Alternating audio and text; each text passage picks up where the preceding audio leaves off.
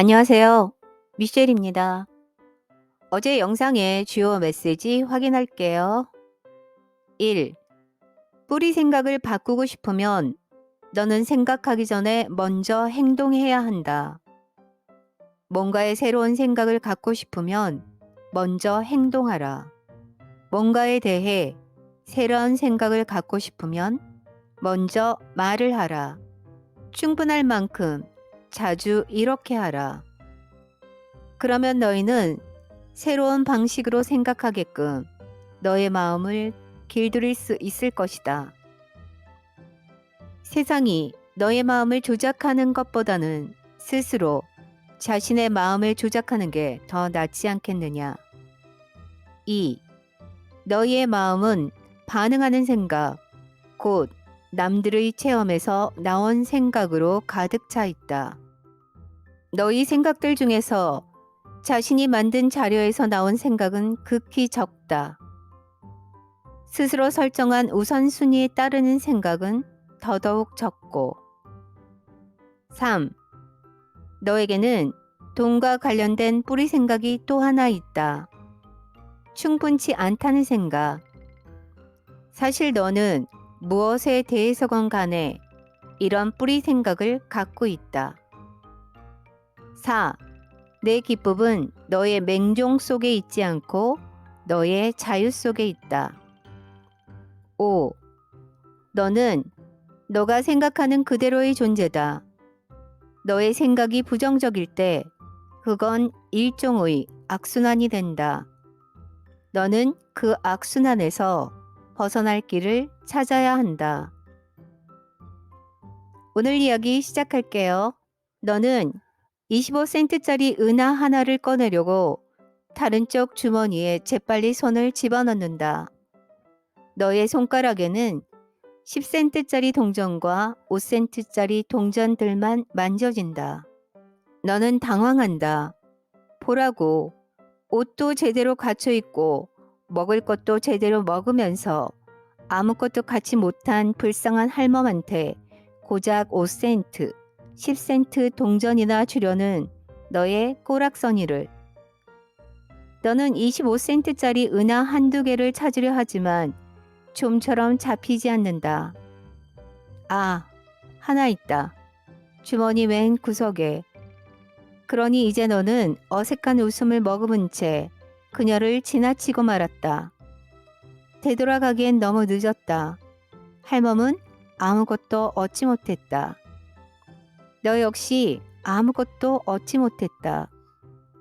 이제 너는 자신의 넉넉함을 깨닫고 남과 나누는 즐거움을 맛보는 대신에 그 할멈만큼이나 초라한 자신을 느낀다. 어째서 너는 그냥 할멈에게 지폐를 주지 않았는가? 너의 맨 첫 충동은 그것이었으나 너의 생각이 그걸 방해했다. 다음번에는 생각하기 전에 행동하겠다고 결심하라. 그 돈을 주어라. 그냥 밀어붙여라. 너는 돈을 갖고 있고 그 돈을 주더라도 더 나올 때가 있다. 너와 거지 할멈 간의 차이는 바로 이것이다. 너는 돈이 더 들어올 때가 어딘지 확실히 알지만 할멈은 그걸 모른다. 뿌리 생각을 바꾸고 싶다면 너가 가진 새로운 생각에 따라 행동하라. 하지만 재빨리 움직여야 한다. 안 그러면 너가 미처 깨닫기도 전에 너의 마음이 그 생각을 죽일 것이다. 그야말로 문자 그대로 죽일 것이다. 그 새로운 생각, 새로운 진실은 너가 미처 눈치챌 틈도 없이 너 속에서 죽고 말 것이다. 그러니 기회가 오면 재빨리 행동하라. 그리고 이런 일을 충분히 자주 반복하다 보면 얼마 안 가 너의 마음은 그 생각을 받아들일 것이다. 그리고 그것이 너의 새로운 사고가 될 것이다. 오, 이제야 알겠습니다. 그건 바로 신사고 운동이 내세우는 거잖아요. 그게 아니더라도 그렇다고 해야겠지. 새로운 생각은 너에게 주어진 유일한 기회다.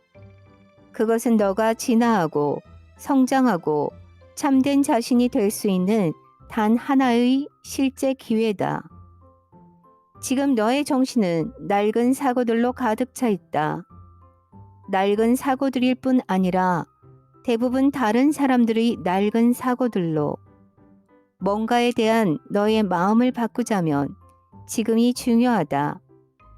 지금이 기회다. 이것이 바로 진화라는 것이다. 12장. 왜 저는 제가 진짜로 하고 싶은 일을 하면서 생활비를 벌 수 없는 겁니까? 뭐라고? 삶의 재미도 누리면서 거기다 생활비까지 챙기고 싶다는 건가? 형제여, 너는 꿈꾸고 있다. 뭐라고요? 아, 농담이다. 너의 마음을 살짝 읽었을 뿐이다. 너도 알다시피 그게 바로 그 문제에 관한 지금까지의 너의 생각이었다. 제 체험이기도 합니다. 그렇지. 자, 이쯤에서 돌아보면 우리는 이 문제를 벌써 여러 차례 다뤄왔지? 자신이 좋아하는 일을 하면서 생계비를 버는 사람들은 그렇게 하기로 고집을 부리는 사람들이다. 그들은 포기하지 않는다. 그들은 절대 굴복하지 않는다. 그들은 감히 삶이 자신들이 좋아하는 걸 못하게 놔두지 않는다. 하지만 여기에는 꼭 제기되어야 할 또 다른 요소가 있다. 대부분의 사람들이 삶의 문제를 다룰 때 흔히 놓치곤 하는 것이 이 요소다. 그게 뭡니까? 존재와 행동 간에는 차이가 있다. 사람들은 대부분 행동 쪽에 역점을 두어왔다. 그렇게 해서는 안 되나요? 해야 한다거나 하지 말아야 한다는 건 없다. 너희가 무엇을 선택하는가, 그리고 어떤 방법으로 그것을 가질 수 있는가만이 있을 뿐. 너희가 평화와 기쁨과 사랑을 선택한다면 너희는 행동을 가지고는 그것들을 거의 얻지 못할 것이다.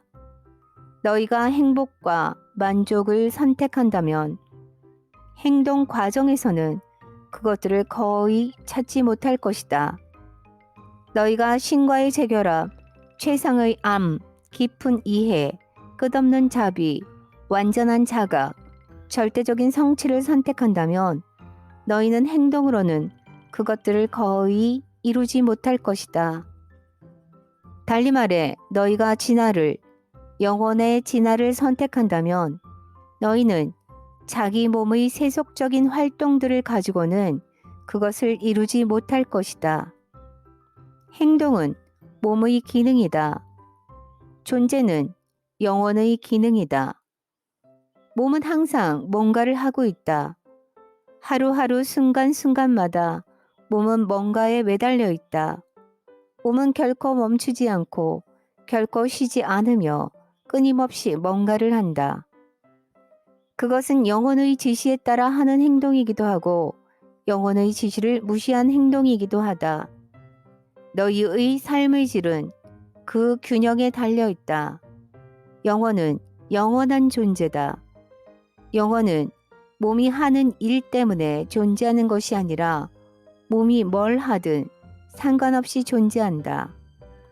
만일 너희가 삶을 행동과 관련 있는 것으로 생각한다면 너희는 자신이 뭘 하는지 모르고 있다. 너희의 영혼은 너희가 생존을 위해 뭘 하든 개의치 않는다. 그리고 너희의 생이 끝나고 나면 너희 역시 개의치 않을 것이다. 너희의 영혼은 너희가 뭘 하든 그걸 하는 동안 너희가 무엇이 되고 있는가에만 관심을 갖는다. 영혼이 관심을 갖는 건 행동 상태가 아니라 존재 상태다. 영혼은 어떤 존재가 되려고 하는데요? 나. 당신이요? 그렇다. 나. 너희의 영혼은 바로 나다. 그리고 영혼은 그걸 알고 있다. 영혼이 하는 일은 그것을 체험하는 것이다. 그리고 영혼은 그런 체험을 얻는 가장 좋은 방법은 아무것도 하지 않는 것임을 기억하고 있다. 되는 것 말고는 아무것도 할 일이 없다. 무엇이 된다는 건가요? 너가 되고 싶은 건 무엇이나 행복, 슬픔, 약함, 강함, 기쁨, 복수심, 통찰력, 몽매함, 좋음, 나쁨, 남성, 여성. 이제 너가 말해보라. 자, 어서 너가 되고 싶은 걸 말해보라니까. 여기까지 함께 해주셔서 정말 고맙습니다. 사랑합니다. 내일 또 뵐게요.